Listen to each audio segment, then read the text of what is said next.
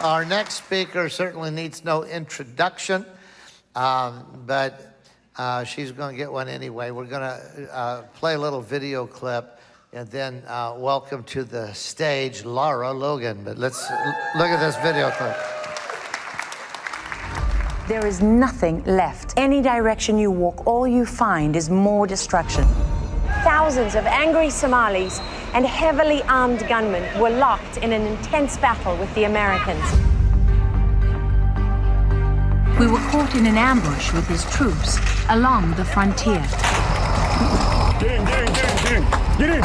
So it was a policy of total annihilation. Do you think they will attack you before you attack them? How many shipwrecks do you think are down there? You've been described as the greatest American rock band. Is that how you feel? Are you among the last people on Earth to speak this language? And if you look at the U.S., what are you most worried about here?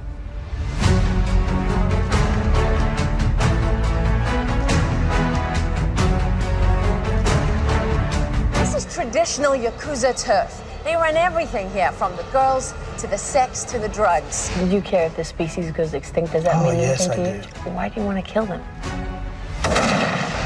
Derek and Beverly took us deep into the Delta to see the lions. What is it like to be charged by a lion?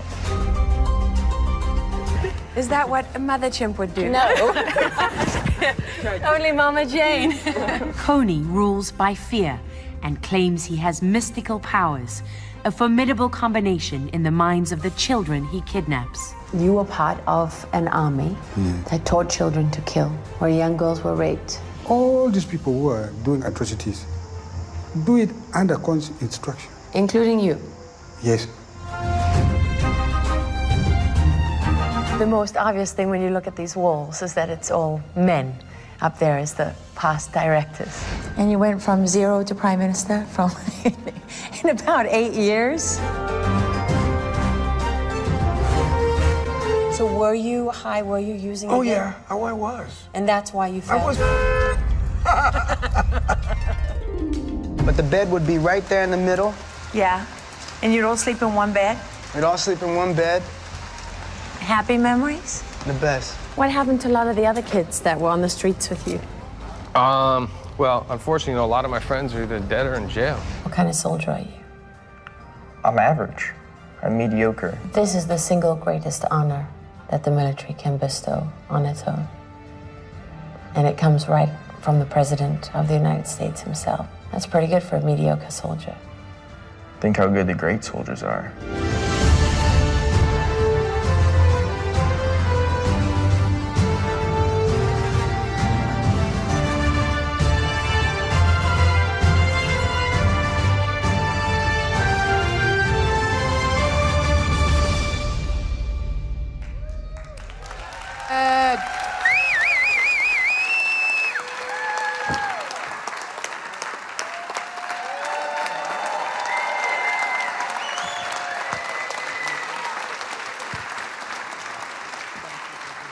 Thank you, Dave. Thank you so much, everybody. Wow, you guys deserve a medal. You've been through the whole day. I was like, somebody really doesn't like you, making you hang around this long just to sit through one more speech at the end of the night. So, thank you, Dave. I think I was prayed over more for this speech than any other speech I've ever done. Or, you know, so if I mess this up, it's God's fault, not mine. I'm just kidding. I'm just kidding. I'm just kidding. Okay, wow. So this has been amazing. Pastor Dave, and where's your beautiful wife? Where are you? Okay, you guys, you've done an incredible job here. It's been fascinating to hear everybody. You've been amazing sitting through all of this, taking on all of this information. I know it's a lot, but obviously you're here because you're committed. And so I just want you to walk on a little journey with me. This is the last part for this evening. And what I'm kind of good at is telling stories. As you know, because I told stories on 60 Minutes and I learned from the best. I think Andy Rooney, you know, he was really old by the time I got there, but he was still around for a good 10 years before, you know, I was there for 16 years. So and I remember the first time I met Andy, I was coming through the lobby of the building at 60 Minutes, and he's shuffling towards me like this, you know, and at this time, and he stops when he gets in front of me and he says, "I wish I knew you better." And that was it. He just kept on going. There went Andy. But, you know, that was kind of an amazing thing to work with people like him. Mike Wallace, he always called me kid. "Hey, kid, when you gonna cut that hair? It's distracting. You gotta cut the hair. Kid, listen to me. Great piece last night, but when are you gonna cut the hair?" That's what I would get from Mike all the time. And he'd leave me notes on my desk, you know, which was quite something. But Ed Bradley was definitely one of my favorites. He was quoted, actually. I think I can say this because I promised only not to say the F word, but I was asked to promise not to say any other words, so I'm going to use this one. Okay, so he said I had the biggest balls of anyone he'd ever met. Talking about my reporting from the battlefield. I'm not really sure that that was true, but it was a really great compliment coming from Ed, and I loved him, absolutely loved him. So I had a really, profound experience of journalism and the media at 60 Minutes, and of the power of great storytelling. And, you know, maybe the greatest storytelling of all is in the Bible, right? My husband calls it the instruction manual. But when you start to read the Bible as a story, that's when it really kind of comes alive for you. So that's what it really kind of is coming alive for me. I'm not all the way through it. I want to read it as one long story to understand it from beginning to end. I think that takes, my neighbor just gave me an app that helps you do that in a year. That's not going to happen. However, it was a nice thought, and it's got me on the right track, so I appreciate that. But 60 Minutes is not what it used to be. My husband said when they fired me, well, they didn't really fire me, technically. My contract, I didn't let them fire me, and they never had grounds to fire me. But what I forced them to honor their contract. And then when my contract came up for renewal the second time, they didn't renew it. David Rhodes, ever heard of him? His brother Ben Rhodes worked for Susan Rice and Obama. Yeah, so he was the president, and he was determined to get rid of me, obvious reasons. But the thing is, when I left, then my husband said to me, "It's the end of 60 Minutes." And I didn't want to believe it. I was still hoping somehow I would be able to go back, because that kind of storytelling where you take people, you know, on this journey with you, and you weave in history and characters and details, it's magical, right? It's a gift from God, and it's disappearing. Nobody wants to pay for it anymore. Journalism is dying, and it's disappearing as faster than you can even imagine. And we're all celebrating the death of it because we've been betrayed, right? I mean, these people who are supposed to honor the First Amendment and take their responsibilities seriously, they betrayed us. But the worst part is they slit their own throats, right? But guess who benefits? The people who gave them the knife, who led them on that path. And so what's happening is journalism itself is dying out. It's literally dying out with the journalists, the people who know what journalism is. I'm 54 now. I've been a journalist since I was 17 years old. So journalism is disappearing. It's dying with the people who are dying, because you know what? The new generation coming up, they're not learning how to be journalists. However, I will tell you that in spite of that, there are some great young journalists out there, and some great independent journalists. There's a guy, Taylor Kramer from RGV Truth, who's down in the Rio Grande Valley. He's doing great work. I mean, that kid has to have the hand of God on him, because he sure as hell didn't learn that in college. You know what I mean? They're not teaching journalism in college. So, and why does it matter?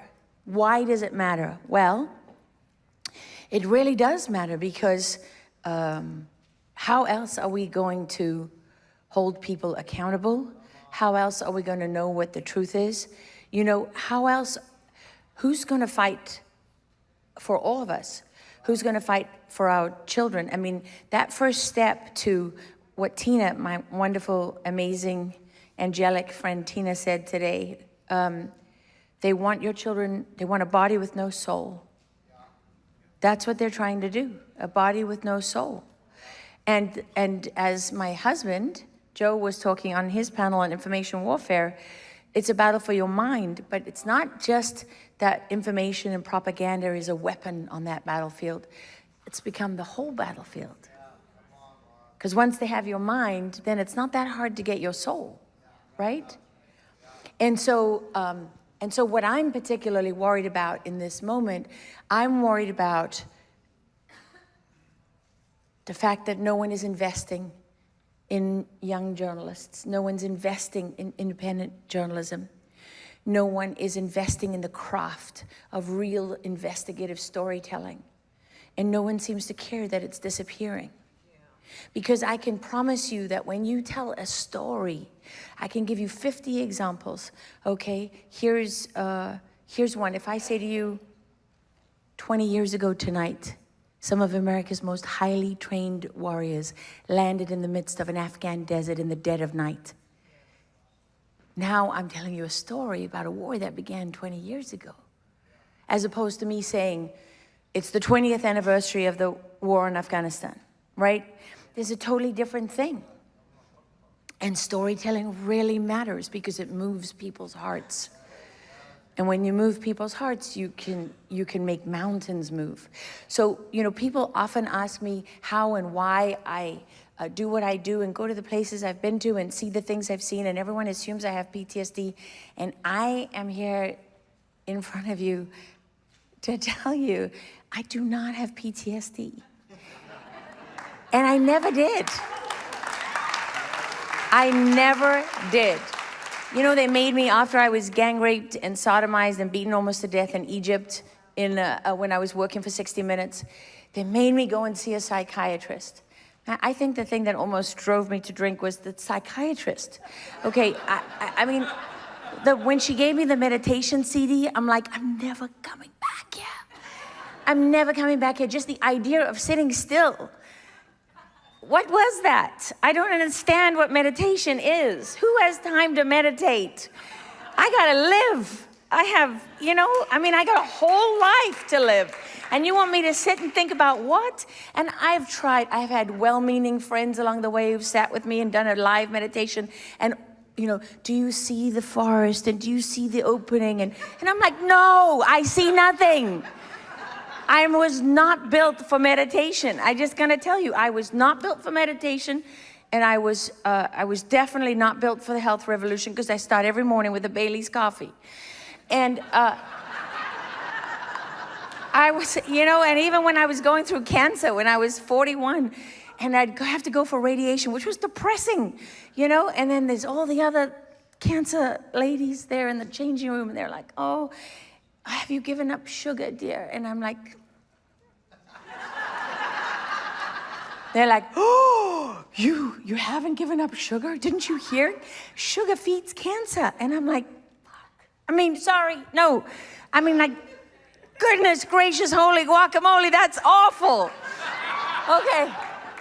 So they said, you know, that, you know, you gotta give up sugar, you gotta have a positive attitude. I came out of that hospital. You know, I had radiation for 8 weeks. I called my sister from the parking lot of the hospital, and I was like, I gotta give up sugar or I'm gonna die. I've gotta be happy or I'm gonna die. I got a 1-year-old and a 2-year-old baby at home. And I am not happy about having cancer. And she said, it's okay, just cry. It's okay to cry. And I sat in that car, I cried for like 20 minutes, maybe 30, and I never cried again. I never cried again. And what does all of this really mean to me? It means like, I am just as God made me.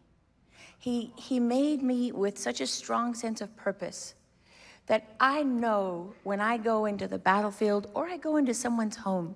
I interviewed a woman in Tennessee once whose only sister was murdered. And she never recovered from her sister's murder. And this brave woman and her life, you don't only find bravery on the battlefield. You find bravery in, you know, in the young woman who's been a drug addict all her life and finds the courage to face that every day and get up. You know, you find it in, I met a black guy once who's a fabulous musician on the team of gosh, who's the Texas rapper, Joseph? Where's my husband? You know, I'm getting old, my things go out. Struggle Jennings. He works for Struggle Jennings. Man, this guy told me a story. He was addicted to some drug I've never even heard of, because now there's so many chemical drugs that you don't even know what they are. You can't keep up with it. And he told me he had 2 kids, and his baby mama called him the one day and said, I'm not dropping off the girls. And he said, why not? And she said, because I don't know if they'll be safe. And he fell to his knees and he prayed to God, and he said, God, I will never touch a drug again if you don't take my baby girls from me. And he never did. This man has custody. He has custody of his, he was a hardcore drug addict all of his life. When, you know, he grew up in one of those inner city neighborhoods, drugs all his life, street gangs and all that. Never touched a drug again. Like, so you can find courage, and you can find honor and dignity, and you can find evil in every corner of the globe. Every corner of the globe. It's unbelievable. And there's a couple things that I want to touch on this evening. One of them is, I cannot say this strongly enough. I know I'm probably preaching to the converted, but I just feel called to tell you, the best friend, trafficking of children, crimes against children, as Mary calls it, and she's right, crimes against children have a best friend. You find them together all the time. If you find a crime against a child, you will find this. Who is the best friend? What is the best friend of crimes against children? Narcotics. Drugs. And so much so, I just interviewed a man. I can't tell you who, because this interview is confidential until we can release it. He's rescued kids for a long time. And he told me about one time when he was in an operation and he was pretending to be a buyer of children, and he went with this group of kids into a room, and this little boy who was 5 years old, I gotta remember not to say his name, was tugging on his shirt. Mister, and he turned down, he said, yes. And this little boy looked up at him, he said, are you going to give us cocaine? So why do they want your kids to do drugs? Why don't we hear about the fentanyl crisis more? You know that the numbers for fentanyl overdose deaths are a fraction of what's really happening. They don't include the homeless population. I don't think they include the prison population. Why don't they care? Why don't they care? Everybody's got Narcan. You know what Narcan is doing? Do you know what Narcan is? The drug that they give people when they overdose, opioid overdoses. Every paramedic, every school nurse, everybody's got it. Your tax dollars are paying for it. Nobody's told you. Nobody's told you how many hundreds of millions of dollars are spent on Narcan. You know what else they don't tell you? When you overdose on opioids, your breathing receptors are basically overpowered, so they don't trigger the next breath. So you think you can't breathe, so you just stop breathing. That's it. You just stop. What Narcan does is it overpowers those receptors, and it's instant because you can stop breathing again. But what has happened in the interim? How long is it from overdose to Narcan? What happens to your brain as you go without oxygen? I tell you, I went into the homeless camps in San Francisco. I had to go to 3 camps before I could find a person who could complete a sentence. They're being decimated. We are being decimated by narcotics because they're not growing in the ground anymore. They're chemicals manufactured in a lab. And what does that mean? It means that they can get stronger and stronger and stronger. It means that the damage that is done. Who has seen Faces of Meth? That's the perfect example. Faces of Meth is faces of people who are meth addicts. You see this physical degradation and disintegration. It never returns. Just like the brain damage that people are getting never, ever comes back, because these are chemically manufactured narcotics. And guess what? Those days of smoking weed and getting high and maybe having the munchies, this stuff is in everything. They're putting fentanyl in every drug that's out there. Every single drug that's out there. And now there's things like ketamine, right? I mean, ketamine is a horse tranquilizer. They're putting that in marijuana. Okay, and if you think these THC levels, I was just talking to a DEA agent about this, these THC levels are 5, 10, 15, 20 times what you might have gotten if you were in the 60s and you were smoking a joint. And what doesn't grow out of the ground, not to say that, you know, heroin was good for you or cocaine was good for you, but compared to these chemically manufactured pharmaceuticals, it's incomparable. And at the same time, this is what I want you to understand. This is how everything connects, okay? In academics, in the universities, there are research papers right now and for decades that are funded by people like the Ford Foundation, the Knight Foundation, the Open Society Foundation, the Tides Foundation. It's all the same people. They fund this research to argue and explain to you why we need to decriminalize narcotics. The decriminalization agenda is global. Every single thing I'm going to talk to you about now is global, because they have the global world that they always wanted. It exists. They created the digital realm, and that's the one world that we march to their tune in that digital world. So they have academia that creates papers and does research and provides, you know, that support base for it. Then they have the media that puts out the stories about it, right? Then they, then they have the people within government that advocate for that. Do you know how many years ago I was on the ground in Afghanistan? 2003, I was living there for a year. And there was a woman there from the Open Society Foundations trying to get the Afghans to legalize opium because most of the world's opium comes from Afghanistan. Why was the Open Society Foundation have someone in Afghanistan? Why do they want you to do drugs so badly? Why?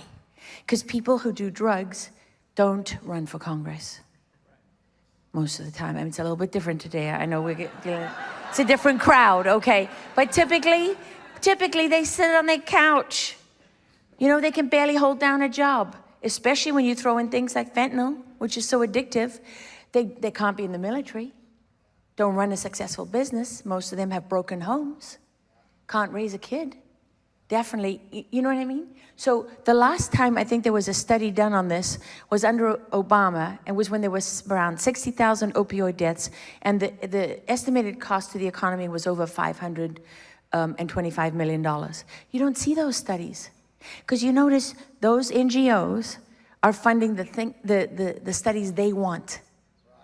Amazingly, they're admitting that vaccines cause autism, right? But we didn't see there wasn't any research to support that before, because they don't study the things that are inconvenient to them. But there's always a legal arm to this, and the legal arm to the narcotics is that they actually have people going after, like, the parents of fentanyl victims. How do I know? Because when I was doing a story on this, and I found this, you know, I think it was called, I don't know if it was Moms for Fentanyl or something like that, of fentanyl victims. I reached out to these people. I'm thinking they're gonna be really glad that I'm shining a light and including this in my reporting. They didn't want to talk to me. It took me 3, 4, or 5 conversations before I could talk this dad into speaking with me. And it's because they get savaged. Just like you, Pastor Dave, you've been attacked for what you're doing. There are parents out there whose kids died of fentanyl, who want the drug dealer prosecuted, who get attacked for that. Because what do the decriminalization, legalized drug crowd say? They say, oh, you know, you can't go after the drug dealer because then he's not going to cooperate with us. Oh yeah, because they're so cooperative, drug dealers. That's really the issue. You don't hear about it because narcotics is a pillar of all these other things that are happening in our society. The hypersexualization of children. What do you find hand in hand with that? Drugs. You know, how do they get your kids to do things that they wouldn't otherwise do? Drugs. What do they say in the memes and in the TVs and in the movies? Drugs are cool. They want all of us, they want all your kids doing drugs, because that's a step towards taking their souls. And once you cross that line, you know what happens to you? Once you cross that line, you do something when you're under the influence of narcotics that you would never have done otherwise. becomes very uncomfortable to be who you were. And kids don't know how to do that. And they disappear. And you know who's waiting for them in the wings? Online networks of predators. And I'm not just talking about pedophiles. Have you ever heard of accelerationists? Know what accelerationists are?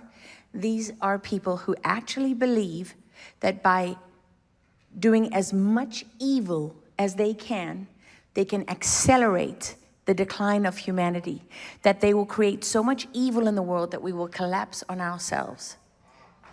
Yeah.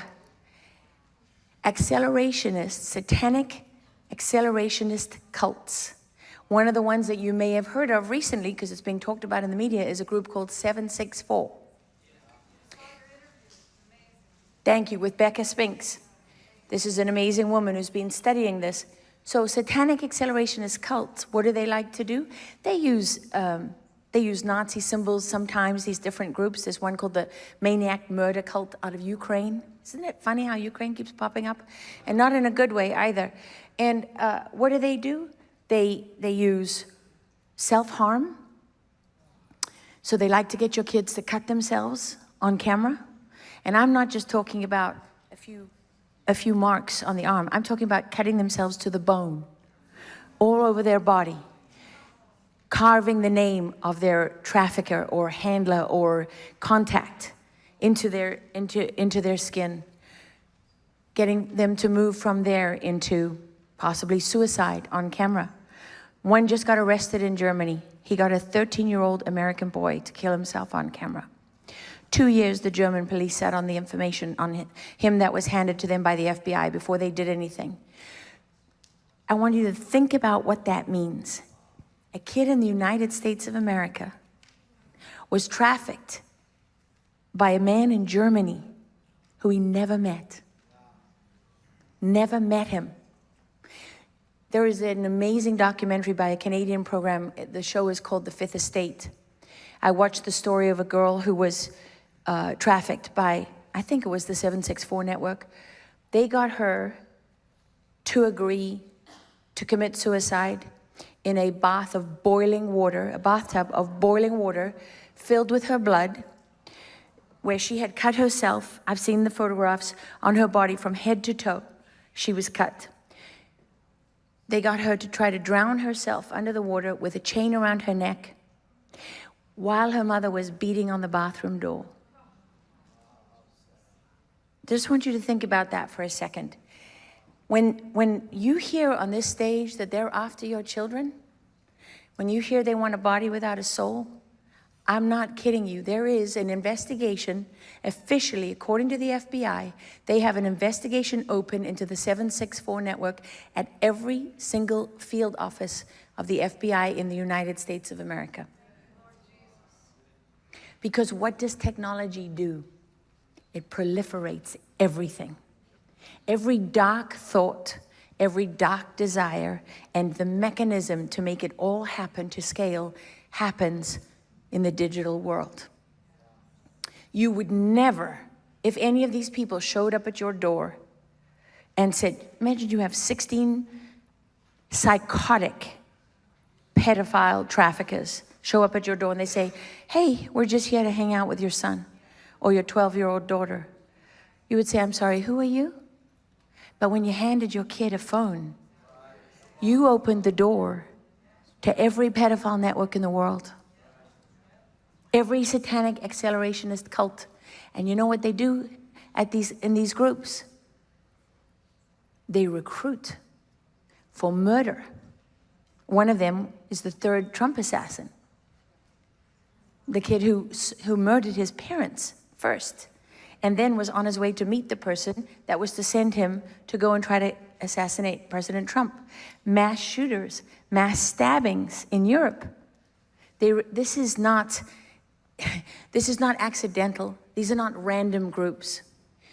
They create a cult. They get your kids to do things, send a photograph, compromise them in some way, compromise them sexually, and guess how they train them for the murder of human beings or to take their own lives.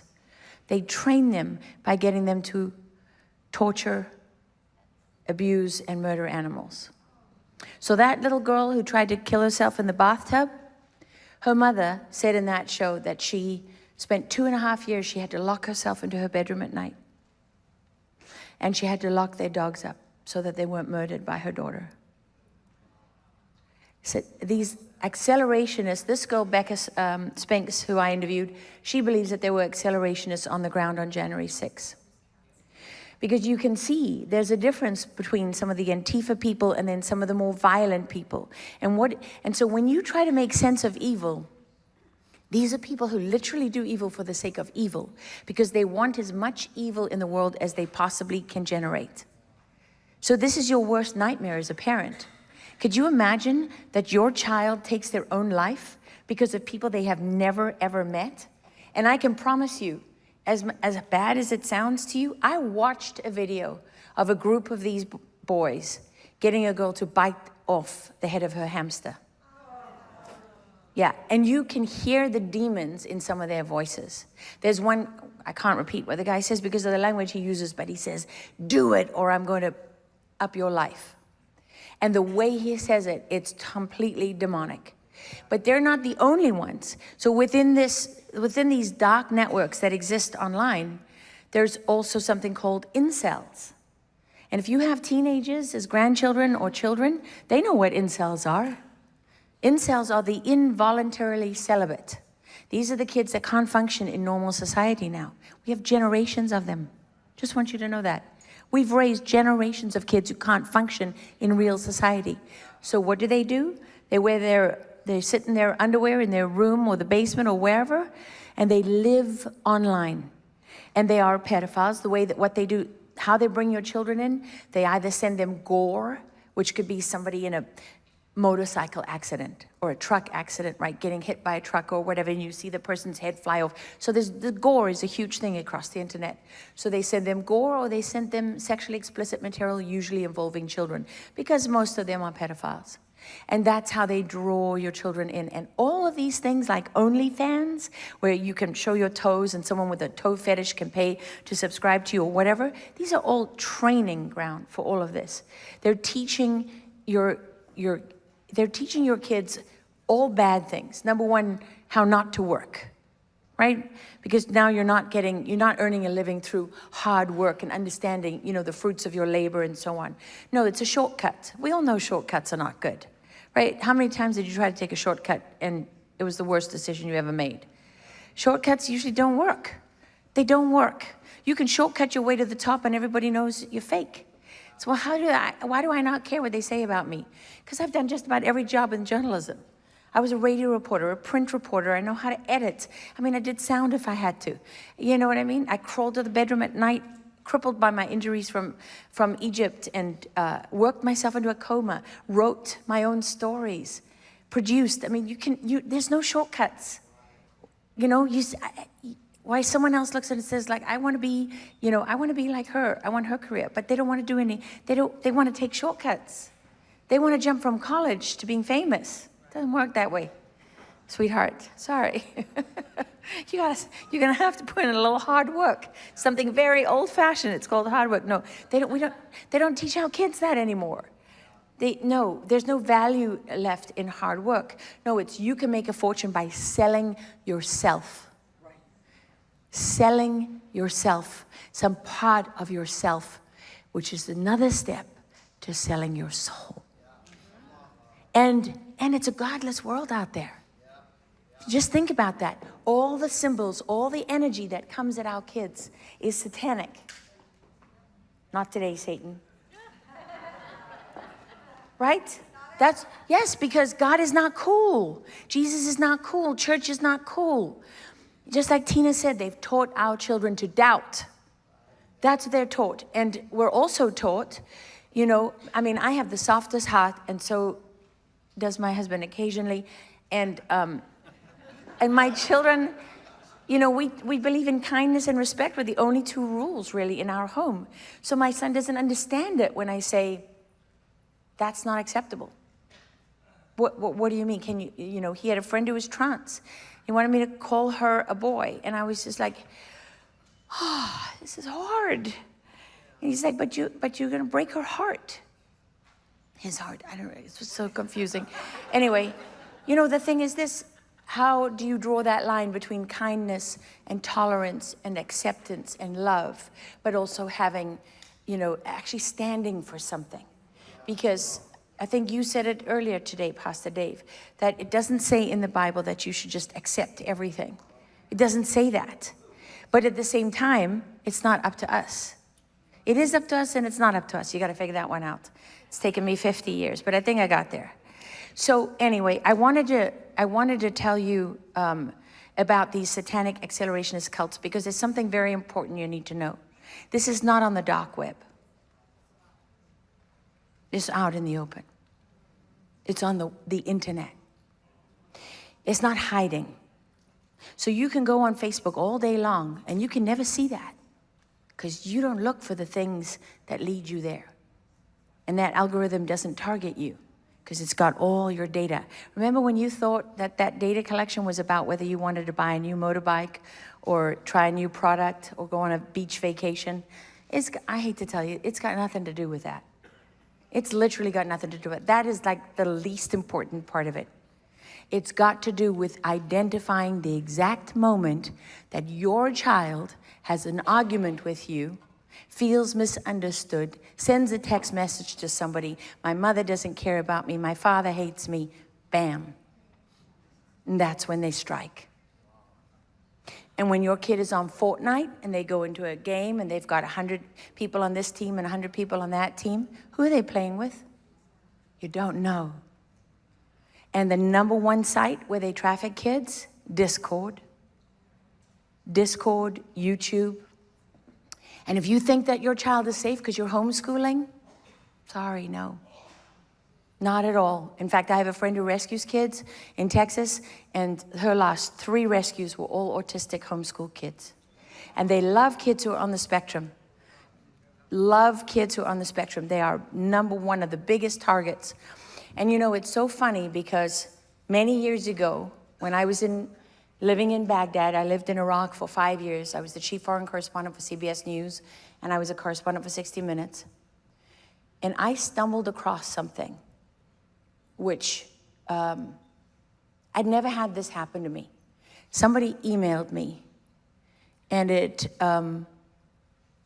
was, they used a random, you know, it wasn't like, what is it, your John Hancock for your signature? It wasn't like a Joe blog, but it was kind of like one of those generic terms, you know, for Joe nobody kind of thing.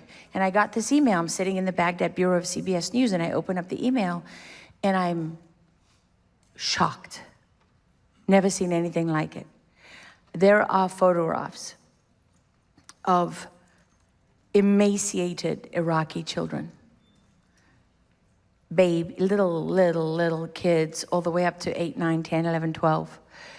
And they're in extreme forms of starvation and dehydration, and it looks like abuse. And some of them, one boy in particular, covered in flies and sores and bleeding and all of this. And there's American soldiers with them, and they're treating them. And so it took me a little while to process it, but I get on the phone with the American Public Affairs officer in Baghdad, and I'm like, okay, so I understand you guys recently did a rescue. And I knew the guy because I'd been living there a long time, and he'd been deployed for a while. And we set this whole thing up. Oh yeah, I said, I want to go to the place where the kids were rescued. I want to go to the place where the kids are now. I want to talk to the soldiers who rescued them, blah, blah, blah. And I'm thinking, this is too easy. I'm just waiting for something to go wrong. Because by the way, real journalism is never that easy, right? It's always hard. So I'm like, okay. Well, we're leaving in the morning. I get the crew ready, all the rest of it. Then my phone rings, and it's the PAO, and he's like, oh, man, I'm so sorry. He's like, we're going to have to cancel. And I'm like, uh-huh. And why is that? And he's like, oh, because this was an Iraqi operation. This was an Iraqi rescue, and you're going to have to go through the Ministry of Interior. I didn't tell him I had photographs. I hadn't told him that. So I said, really? no Americans there? No, no Americans there. I said, that's fascinating. I said, because guess what? I'm looking at all these photographs, and I don't see an Iraqi face other than the kids. And I laid out a couple of details for him, and he was like, silence on the end of the phone, and he's like, okay, I'll get right back to you, okay? So then he called me back. This went on for a couple of hours. I broke him, basically. Wasn't the first time. I'd done that. Sheer force of will. I shamed them. You know, actually, that's probably a little bit arrogant. Who knows? Maybe somebody on that other side wanted it to get out, because it was one of the most horrific things I've ever seen. So we go off in the morning.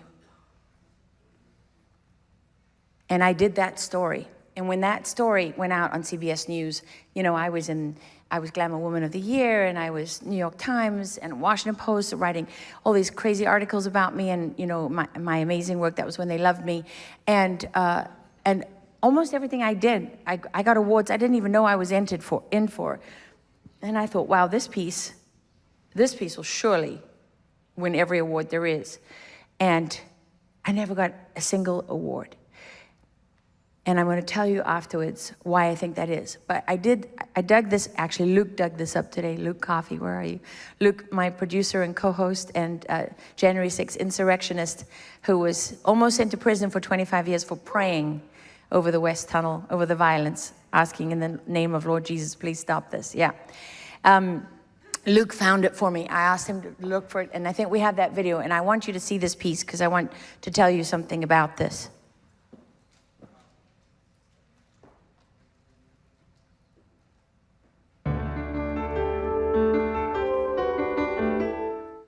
Hi, everyone. I'm Katie Couric, and welcome to Eye to Eye. This week, correspondent Lara Logan broke the story of an Iraqi orphanage filled with mistreated, malnourished children who were rescued by U.S. and Iraqi troops. Today, Lara talked to one of those soldiers about the progress the children are now making. But these kids, I mean, they're being fed now. They're safe. They've got somewhere to sleep inside. They're being treated like much more like human beings than before. But what kind of a future do they have?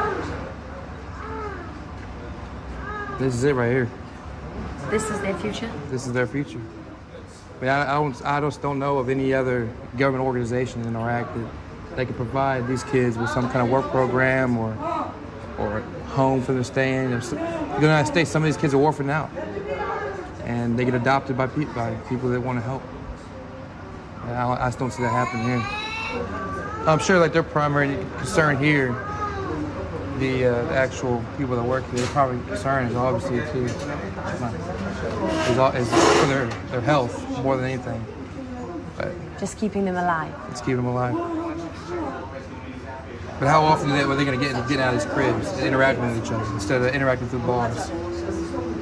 I don't know. You know, they're going to do that. I've been in here 3 times, and every time they're all isolated in their own chair or their own crib. Yeah, they're being cared for, which is, you know, huge considering what they've been going through. What would you like to do if you could walk in here with a magic wand? What would you fix and make happen? I get specialized people to come in here. I mean, all it takes is one day for them to come in and tell these guys that work here what needs to happen for their personal growth. That's it. Does it frustrate you to see this?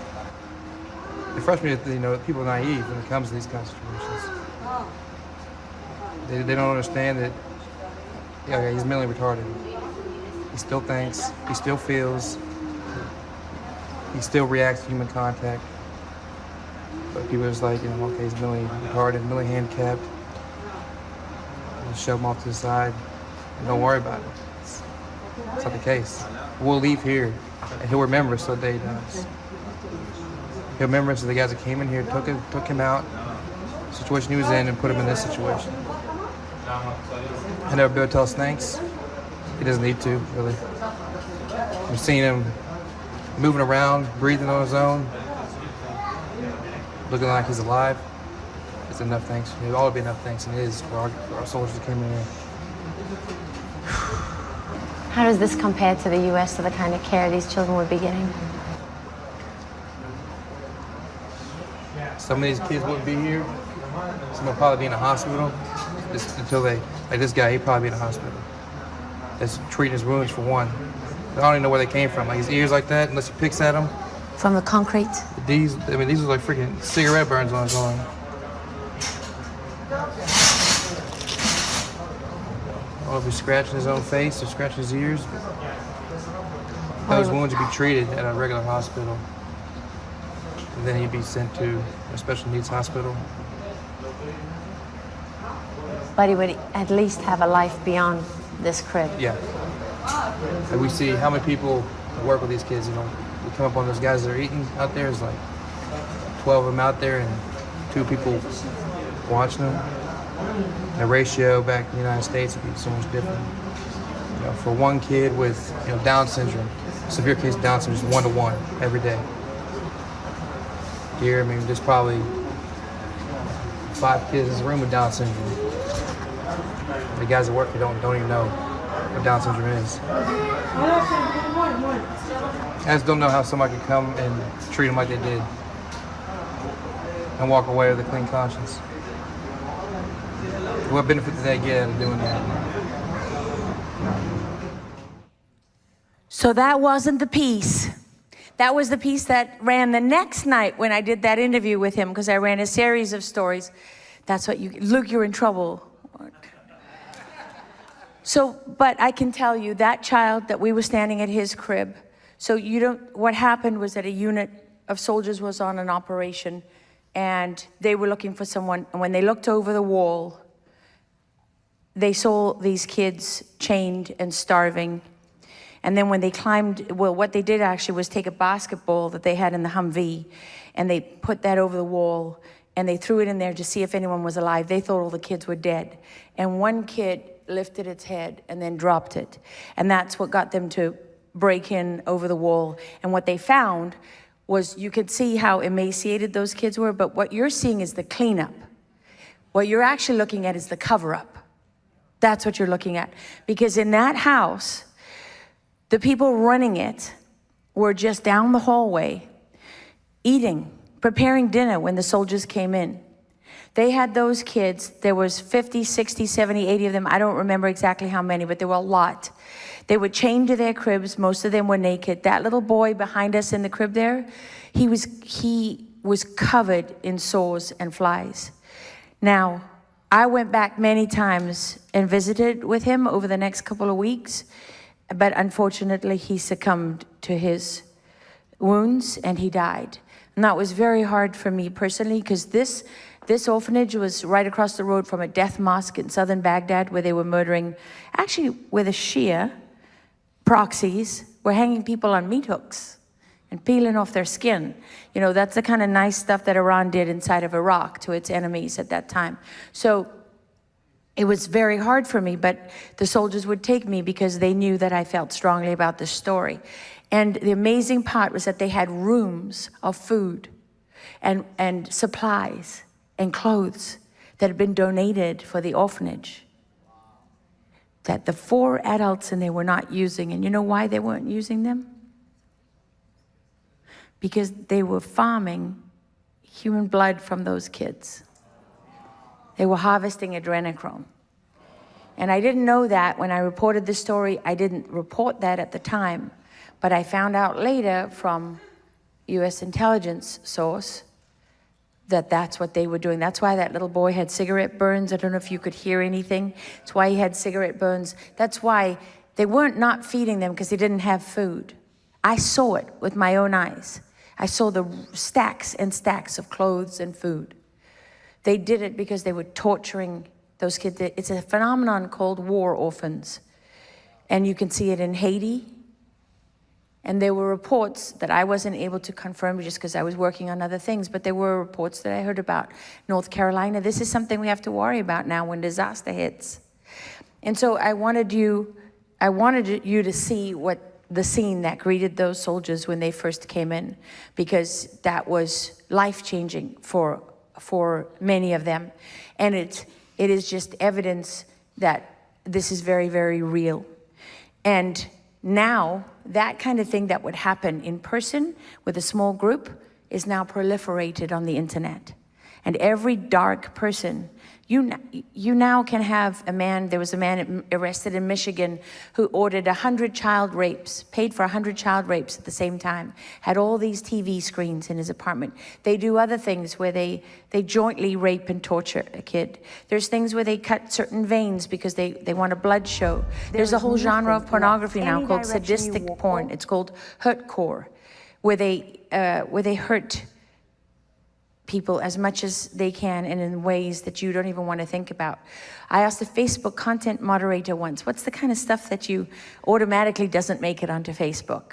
And he's like, oh, well, you know, these people that have these, you know, fetishes with puppies. I was like, what do you mean? And he's like, oh, they like to get a bag of puppies and a girl wears stilettos and then she stomps the puppies to death. Yeah, he said, we see that all the time. We see that all the time. And that was a good 10 years ago, he told me that. But just like you had election, you know, people could steal elections locally before technology, what does technology now do? Enable them to steal every election worldwide. And this is something I really want you to think about, because this is something that you can do something about.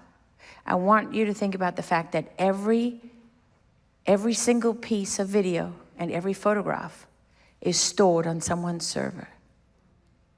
Tech companies know exactly what is happening, and they know where it comes from, and they have the ability to trace it. So why do they allow it? Why are none of these people being stopped, or very few of them being stopped? Why is it getting worse and worse and worse? Ask Tina, ask Baz. They'll tell you that the numbers are going through the roof. Child porn, through the roof. Child sex trafficking, through the roof. Animal brutality, zoophilia, they call it, gave it a nice fancy new name now. It's not bestiality anymore, it's zoophilia. Why is it through the roof? Why does nobody ask Ericsson, the company that has servers that stores child pornography for the National Child Exploitation Hotlines in 152 countries in the world? Every time you send an image of child porn, it moves along somebody's cables, right? It's hitting somebody's tower. It doesn't go into the cloud. It doesn't evaporate. There's no such thing as delete. Only for Hillary Clinton and BleachBit, by the way. But seriously, ask anybody in the digital world. And yes, it can be masked and you can hide your tracks, but ultimately everything is traceable. And yet we are living now. And what is technology today? Why do they put a clock on your phone? Never want you to turn it off, because this is Satan's way of mimicking the omnipotence of God. He's all-seeing and all-knowing through the technology. So I'm telling you this because it is so important. It is so important for us to start demanding a digital Bill of Rights. You don't own your own image online. Do you know that? You don't own your own image. You don't own your own photographs. You don't own it, because when you hit download on that app, there was a fine print there that said that they have an unlimited worldwide copyright of everything you do. You're an architect, you design something, you email it. Guess who owns your design now? Just because they don't enforce it yet, doesn't mean they don't own it yet. They already do. And let me tell you where it's sitting: on servers in the Nevada desert and inside a mountain in Utah and underground in Colorado. And it's guarded under lock and key. They have massive security, cameras and everything that you can imagine. Why? Because it's so valuable to them. It's everything. It's absolutely everything. And the number one target are your kids. And we talked a lot about girls being sex trafficked, but we didn't talk about the boys. And there are whole categories now that exist online. If you don't know what a femboy is, you should look that up. There's all these categories of kids that dress as girls. You don't even have to be gay, but you spend your life dressed as a female anime character.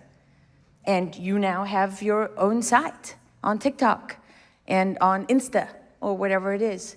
And you live like that. And so you get celebrated like that. Well, who are they looking for? Who are the traffickers looking for? Boys today sell for 3 times as much as girls on the streets of Texas. And there's something called a rainbow railroad where they get transitioned underground. So they got everything right there. They got the doctors ready right there to chop you up and put you on a path that can never be reversed. Can never be reversed. And who's the number one buyer for those kind of kids? Married couples. Yep. So really what I want to leave you with, I know, I'm sure that all of you are here because you're concerned about this and you're committed to doing something about it and you're trying to figure out your place and your way. I just want, I can only tell you from my point of view that as I have gotten to know more and more about this, it's very obvious that we live in a time of spiritual warfare and good versus evil. And people like Tina and Boz and others, Troy, you know, people who are on the front line of this, they stare evil in the face every single day. But yet they still stand as a symbol of strength and good. Right?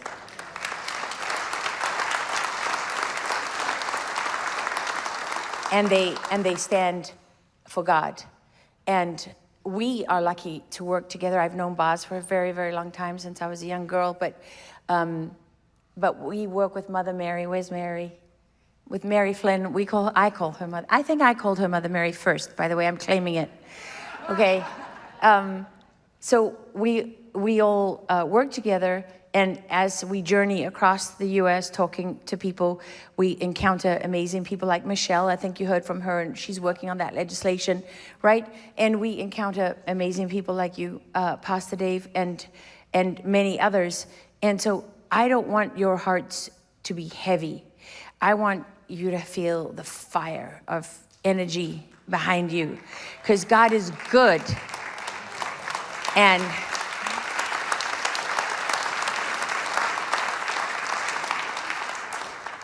And honestly, I mean, I have survived all kinds of things. And I got to figure he kept me alive for a reason, right? And that reason was for this moment. Pastor Dave Scarlett always says, we're so lucky to be alive in this moment. And it hasn't felt like we're lucky to be alive. But you know what? There's a great peace when you let go what other people think of you. And you and it's hard. My kids were kicked out of school because of me. Not because of anything they did. You know, I just got the police called on me in a school board meeting. I didn't know when the policeman showed up, and I gave him a big hug because I happen to know him. You know, I was like, Ben, and he couldn't resist. He had to come around from the desk, give me a hug. And he followed me to the parking lot, and he's like, don't do that to me again. I'm like, what? He's like, I felt sick when the call came in over the radio, and I saw it was you I had to throw out of the meeting. He didn't even have the courage to do it. That's because I live in a small town. I said like 4 words when I wasn't supposed to speak. And so the chairman of the school board, he said, you have to leave. And I said, no.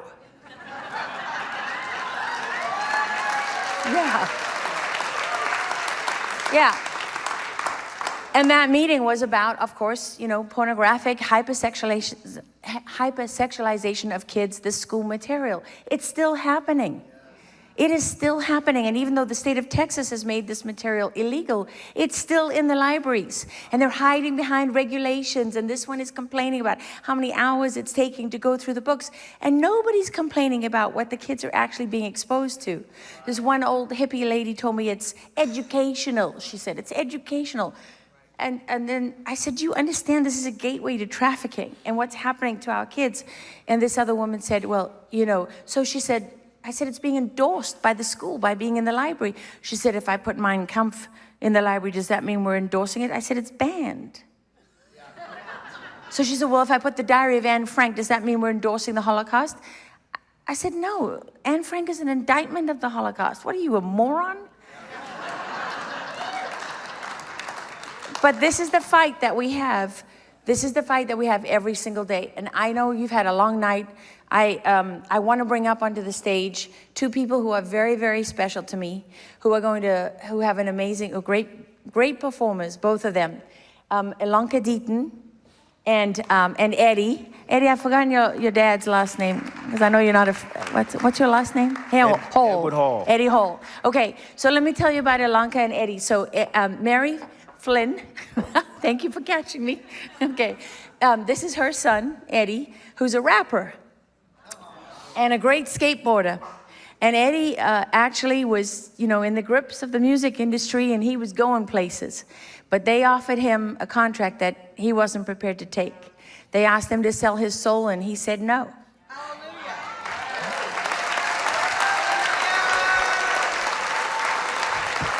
And it wasn't because he wasn't talented, it's because he had principles, right? And because he knew who he was. And so Eddie is very talented, and he has a song with my sister. She's not really my sister, but my South African sister, Ilanka Deaton. If you haven't seen the episode of my show, Going Rogue with Lara Logan with Ilanka, the interview that I did with her about the 6 years in the music industry where she was trafficked from 12 years old to 18, raped for years. This is one of the most extraordinary women that I've ever been lucky enough to know, who not only overcome and survived 2 suicide attempts and all the rest of it, but just has the joy of life and music and God that comes from her, and is such a powerful living testimony to not just surviving, not just overcoming, but to living fully and powerfully and so beautifully. And her husband, where's Bill? He's here. Yeah, my favorite part of the interview is when she talked about surviving a suicide attempt where she ran into the traffic and her Victoria's Secrets. And she's South African, so she says secrets. And I was like, Ilanka, it's Victoria's Secret. No, never mind.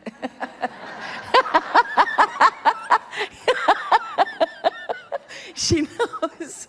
She knows. Okay, that's an incredible episode. I want you, please go and watch that and share it as much as you can. You will never hear a more powerful testimony. But I'm going to get out of the way and let them sing and perform, because, what did you tell them about the song? You're amazing, by the way. That was incredible. Everybody give her a hand. I'm going to say this. Yeah. Yeah. You're amazing. You know that? Yeah, you are. Blixen. That was good. They don't know what Blixen is. Oh my goodness. Well, whenever Laura speaks, you're either going to go home and throw up, or you're really going to soak it in, and you're going to dig your heels in, So for those of you who want to throw up, we thought we might leave you with a song that is filled with hope. It's called Something in the Water, and it's all about just God's redemption. Yep.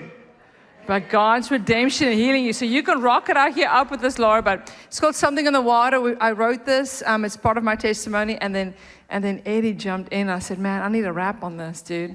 I sound way more like Celine Dion, but you can rap, so let's do this thing. Yes. Stay with us. Here we go.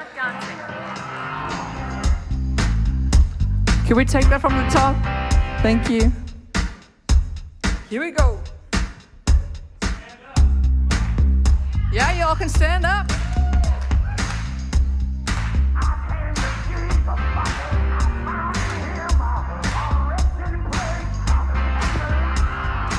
I wasn't looking for freedom. It was something that I thought I had.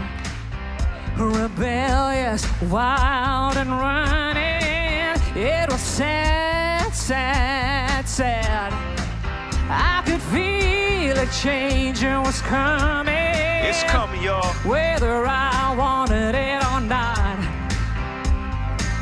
I started talking to Jesus. I said, hey, show me what you got. My troubles took me to the river, and I laid them down, down, down. There's something in the water that set me free. That old preacher put me under, and he baptized me. The Father, the Son, and the Holy Ghost, we got together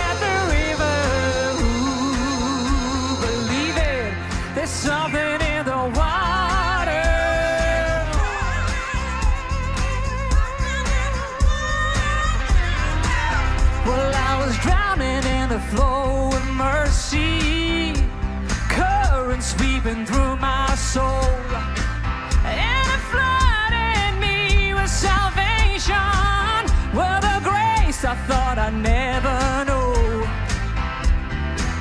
My troubles took me to the river, and I laid them down, down, down.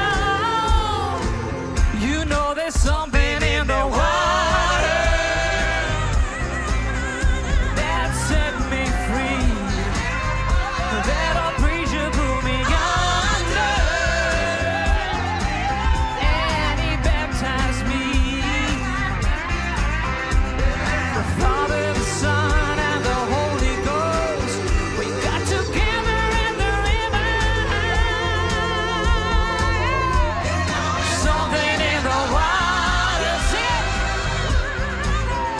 that set me free, that a preacher put me under, and he baptized me. The Father, the Son, and the Holy Ghost, we got to down, down, down, down, down, down, down. And then he saved me. Oh yeah. Been so far out like Lander. These raps is righteous cantor. Lies they spread when around the world the truth ain't put its pants on. My people need the healing, so they stop robbing, stealing. Refuge, rock, and redeemer.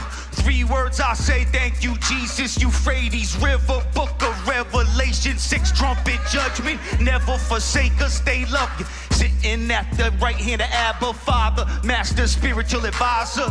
Lyrical Mayalika, precious mother, sons and daughters, highest praise. There's something in the water that keeps you put me under.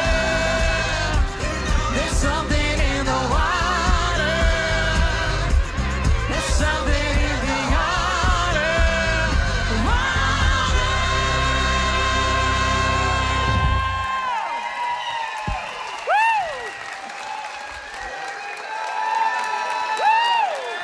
Hallelujah, Jesus.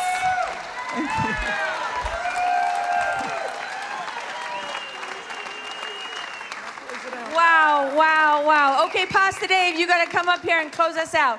Let these tired people go home. Eddie, you're amazing. Amazing. I loved it. Wasn't that incredible? Woo! Your voice.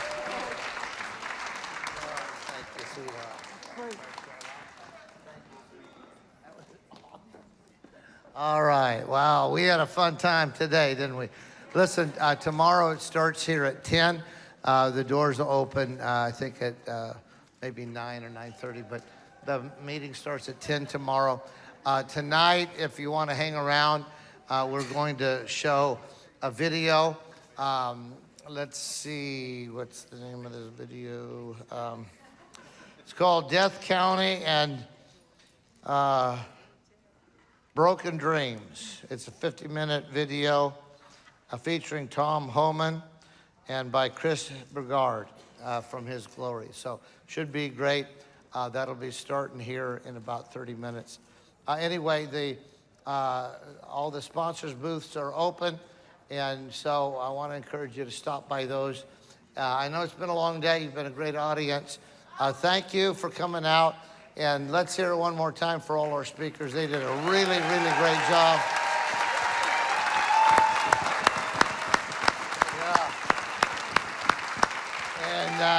We're going to have a great day tomorrow. Alonka Deaton's going to be sharing her testimony. And the way I know her, I saw that on Lara Logan Going Rogue, and I thought we have got to have her come. So we've saved the best to last. You won't want to miss it tomorrow. Also, Mary Crowley is going to be sharing, and we're going to have some other speakers too, but it's going to be a really great time. So God bless you. Thanks for coming out tonight. Have a great night.